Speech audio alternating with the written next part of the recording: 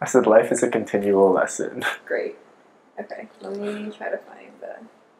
Hi, my name is Gerry. I'm a fourth year senior studying integrative biology, and I'm focusing in human and health sciences. I'd say one of the interests I've developed over my time in Cal is providing free interpretation services. So there's this organization called Volunteer Health Interpreters Organization. I saw a table and they were asking for people who can speak a second language.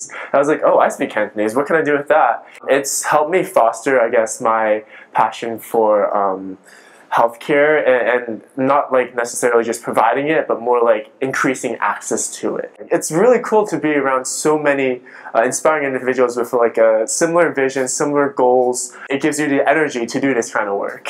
So after graduation, I'm going to be applying the year after I graduate. In that time, I want to try scribing or maybe working in a nonprofit organization. And after, hopefully, I'll be in medical school, and so eventually I'll work my way to becoming a doctor. I might specialize in like family medicine and somehow still work in the community.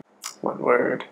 I would use the word exciting. Exciting is like I'm anticipating and I'm like looking forward to what the future has to hold, but exciting in a sense that it's also scary. And one way it seems like college is really fast. Like I've been here, like I still don't know a lot of things. I still haven't met a lot of people. There's still a lot of things I haven't tried. But I've been at this point in my life for a while. I feel like I have the skills necessary from college and moving on and doing things creative, meeting new people, having new experiences. And at the same time, that's also kind of scary because I'm familiar here, I'm comfortable. I'd say, okay, my dream job, which I guess like in my dream job, if I didn't have to think about all the realistic things in life, I would really want to be in a band. Particularly, I would be like the front man. I was like, this would be a really cool job to have. But then let's like be a little more realistic. After like trying a few various things, I kind of landed. I've had many experiences, I guess, in healthcare. It kind of combines two assets because it's very involved in the community and it deals with a lot of people. And I'm very interested in the human body, so like combining those two areas, at least for me, it seems like the right thing, and it fits in a lot of areas. I went through many things, and I can go way back. Like a lot of kids, as a little kid, I was really obsessed with cars. Like anytime we'd go to the grocery store or like even a Walgreens or CVS, I'd be like, hey mom and dad, can I just look at the cars? So like the little Matchboxes or Hot Wheels, like I was like standing there like hoping my parents would let me get another one. And I love trucks, so I was like, it'd be awesome if I could drive a truck for my job. So like being a fireman, being a delivery man, like a truck driver, or like a garbage truck driver, like any truck. I was like, that is me. I was kind of introduced to the world of medicine non-directly, more on the advocacy side. So I used to be in this organization called Amnesty International, and one of the campaigns that I spent a lot of time on was the Demand Dignity campaign back.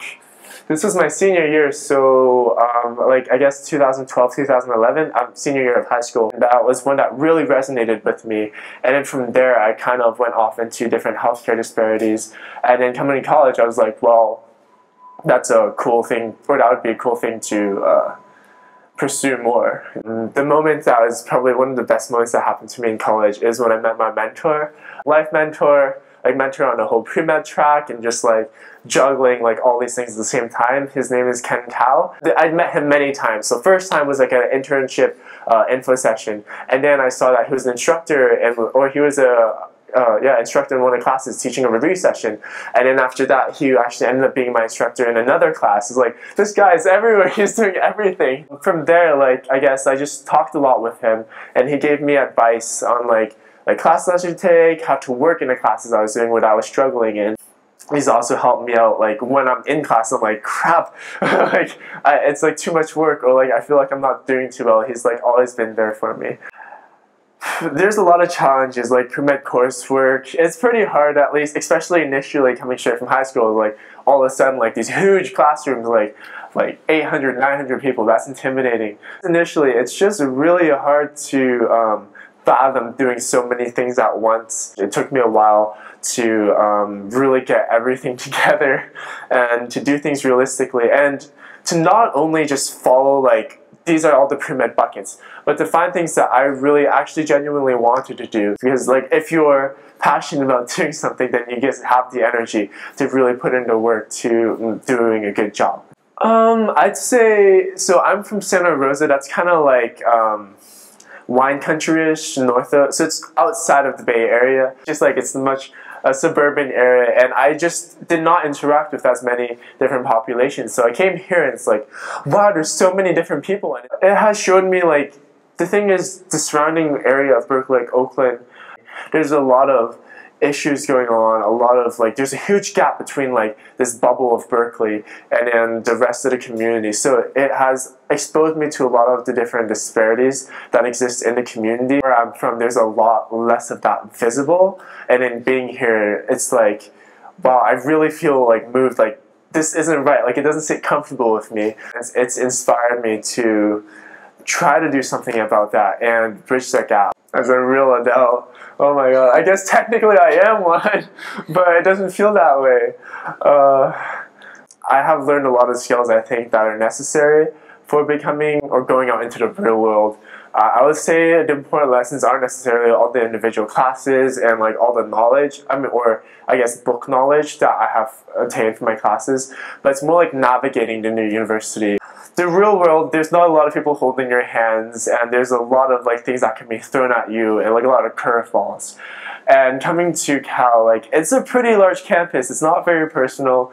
They're huge classes, and there are advisors, but it's not like they actively reach out and like have a hand for you. Like you need to seek them out yourself. Coming to Cal has taught me to be self-sufficient and self-driven. There have been many curveballs along my pathway through college, and I think, like, what else can life throw? I mean, I'm ready for it. Like, there are a lot of memories I do cherish here at Berkeley that I will like forever hold me. Like, this is what it's like to be around people who understand me and I'm comfortable with. There's a group of friends I had in sophomore year. This is before like a lot, like life started happening. Like there's busyness with all the various like obligations I have picked up. There's this thing we had called Fancy Sundays, and I still talk with them every once in a while, but I wish we spent more time together. Back then, essentially what we would do on Sundays is we would just come together. I think there's one time where we dressed up for it, but after that we were like, ah, too much work, let's just get together. It's basically a potluck kind of thing where everyone comes together with one dish and we just eat together and have a nice Sunday evening together. There's one awesome one where we had Lunar New Year celebration. So we picked up a roasted duck from Oakland Chinatown, and then we all cooked one dish that we thought kind of represented, like, I guess, the Asian cultures. So like a bit more carefree, like before there was like all of life happening, where I was really having fun, enjoying the people around me. That's something I'll definitely cherish and hold on to as I go on from here at Cal.